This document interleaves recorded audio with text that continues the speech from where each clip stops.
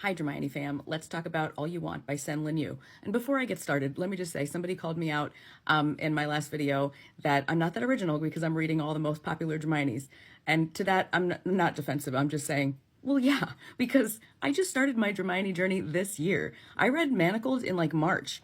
And since then, have anything I've read has been this year. So yeah, I did start with like the most popular ones. So I am sorry. But according to you guys, you haven't read all of these either. So you don't have to watch my videos if you don't want to, but I am reading a lot of the most popular ones. I am trying to branch out. That's my goal for this year. So if there's like really obscure ones that you've read that you think I would enjoy, please send them along because I'm always happy to read. I'm not trying to be snobby, but I was an English major. I have my master's in English. So I do tend to prefer ones that like have good character development and stuff like that, but there's so many out there that do. So please send them along. I love them.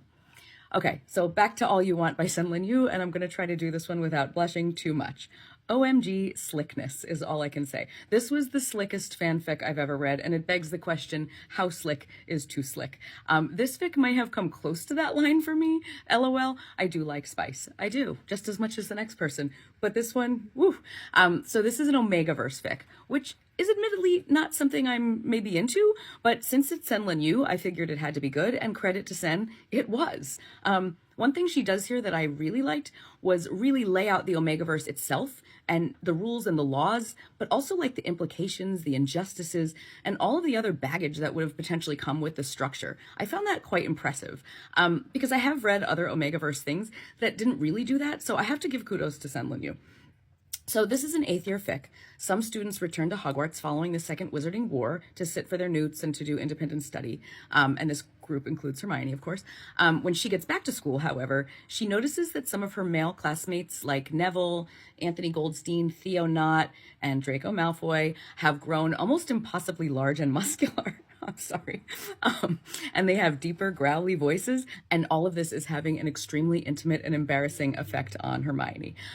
So shout out to my girl McGonagall for having some of the most uncomfortable conversations of her life when she now has to explain to Hermione that she is an Omega, which is super rare, and that all these newly grown alphas are going to want to do her, and she's going to want it bad. Hermione learns through her research and through McGonagall that most Omegas marry early to avoid like the competition, the sexual frustration, and all the other drama that comes with Omegadom. But she is in fact Hermione Granger, and she's stubborn, and she wants to do well in school and major in her, do-goodery, and to hell with custom. So she's just gonna like flout all of these like scientific things and do her own thing until she finds herself in heat, surrounded by growling, sexy alphas. So yeah, this fic is smut with a side of plot, and it's also a miscommunication spectacular. So if you find that trying, you might not love this, but all that being said, this story here was not without a viewpoint.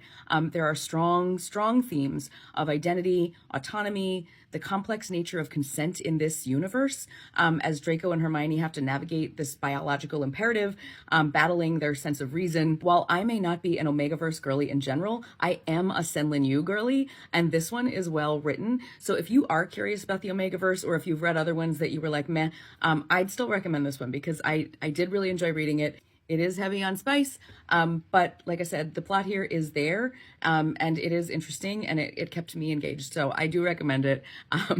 Anyway, that's all. I'll see you next time. Bye.